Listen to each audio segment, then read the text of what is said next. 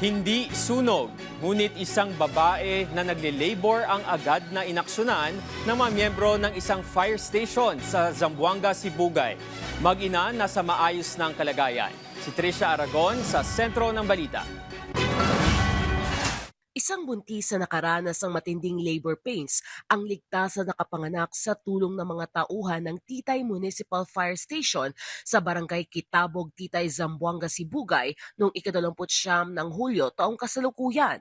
Agad na tumugon ang mga bumbero matapos makatanggap ng ulat tungkol sa emergency medical case na kinasasangkutan ng isang buntis na malapit lang manganak. Pagtingin namin sa pasyente, no, nakita namin na malaki ang tiyan. Tapos, yun nga, ang sabi ng nanay na merong nakikita doon sa parte ng babae. Pagdating sa lugar, natagpuan ang pasyente na gising at nakahiga sa isang bangko habang nakararanas ng matinding pananakit dahil sa labor. So, pag-check ko po ay ang ulo na ng bata. So, agad ko itong tinulungan. No? So, ginamit ko ang aking skills and presence of mind during that operations. Sa paunang pagsusuri, napag-alamang ganap ng bukas ang cervix ng pasyente, hudyat na malapit na ang panganganak.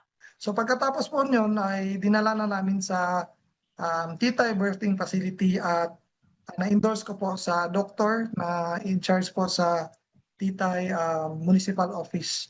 Dahil dito, agad na nagsagawa ng emergency pre-hospital delivery ang mga responders habang sinusunod ang mga pamantayan sa kaligtasan at malinis sa panganganak. Matagumpay na naisilang ang isang malusog na sanggol na lalaki sa pinangyarihan ng insidente. Matapos ang panganganak, agad na binigyan ng paunang pangangalaga ang bagong silang, kabilang ang pagpapainit ng katawan, pagtiyak na maluwag ang paghinga at tuloy-tuloy na pagmomonitor sa kalagayan nito at ng ina.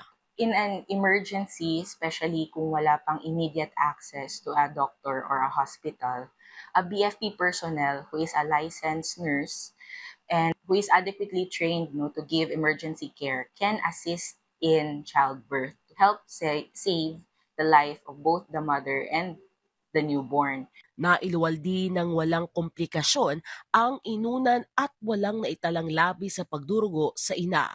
Matapos matiyak na nasa matatag na kalagayan ang mag-ina, dinala sila sakay ng ambulansya ng Bureau of Fire Protection sa Titay Birthing Facility para sa karagdagang medikal na pagsusuri at post-delivery care.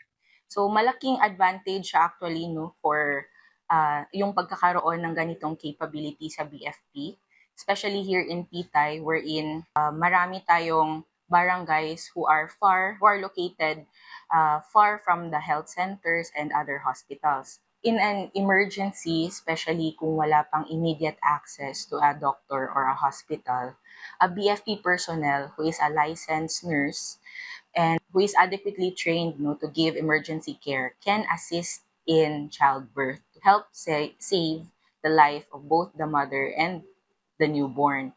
Maayos naman silang naipasa sa mga nakatalagang healthcare workers para sa patuloy na pangangalaga.